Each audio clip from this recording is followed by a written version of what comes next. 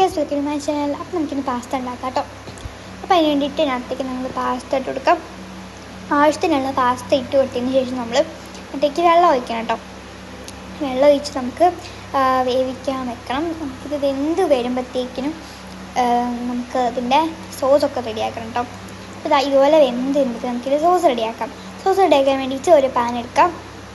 ആ പാൻ ഒന്ന് ജസ്റ്റ് ചൂടായാലും കേട്ടോ. നന്നായിട്ടൊന്ന് ചൂടായി വരുമ്പോഴത്തേക്കിനും അതിനകത്തേക്ക് ബട്ടർ ഇട്ട് കൊടുക്കാം കേട്ടോ. ബട്ടർ ആവശ്യത്തിനുള്ള ഇട്ട് കൊടുക്കാം. പിന്നെ നിങ്ങൾ വേവിക്കുമ്പോഴത്തേക്കിനുണ്ടല്ലോ ഉപ്പിടണം കേട്ടോ. വെള്ളത്തിനോട് ഉപ്പിടണം പറയാൻ മറന്നിട്ടുണ്ടായിരുന്നു. പിന്നെ എന്തായാലും ആ ബട്ടർ ഇട്ടതിന് ശേഷം നിങ്ങൾ അതിനകത്തേക്ക് മൈദ ഇട്ട് കൊടുക്കുക. മൈദ ഇട്ട് കൊടുത്തതിന് ശേഷം നന്നായിട്ട് ഇളക്കുക.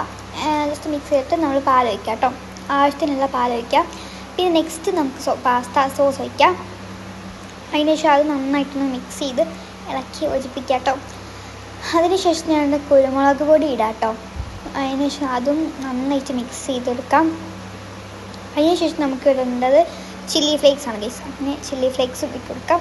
എന്നിട്ട് അതും നന്നായിട്ട് ഒന്ന് മിക്സ് ചെയ്യാം കേട്ടോ. നന്നായിട്ടൊന്ന് മിക്സ് ആക്കിയതിന് ശേഷം പിന്നെ നമ്മൾക്ക് അതിനകത്തേക്ക് 3 ചീസ് സ്ലൈസാണ് ഞാൻ ഇടുന്നത്. ഇപ്പം നിങ്ങൾക്ക് ഇഷ്ടമുള്ള അത്രയും ചീസ് സ്ലൈസ് ഇടാം. ഞാനിപ്പോൾ 3 ഇടുന്നത്. നന്നായിട്ട് മിക്സ് ചെയ്യണം. ചീസൊക്കെ നന്നായിട്ട് അലിഞ്ഞു പോകണം. അങ്ങനെ മിക്സ് ചെയ്യണം കേട്ടോ. ഓക്കെ, അത് നന്നായിട്ട് മിക്സ് ചെയ്തതിന് ശേഷം നമുക്ക് എന്ത് ചെയ്യണം, അതിനകത്തേക്ക് നമ്മൾ മാറ്റി വെച്ചിട്ടുള്ള നമ്മുടെ പാസ്ത ഇട്ട് കൊടുക്കാം.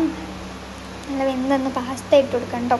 പാസ്ത ഇട്ട് കൊടുത്ത സാധനം റെഡി ആയിട്ട് നല്ല അടിപൊളി ടേസ്റ്റാണ്. നിങ്ങൾ എന്തായാലും ഉണ്ടാക്കി നോക്കുക. ഇഷ്ടപ്പെട്ടെങ്കിൽ ലൈക്ക്, സബ്സ്ക്രൈബ് ആൻഡ് ബൈ.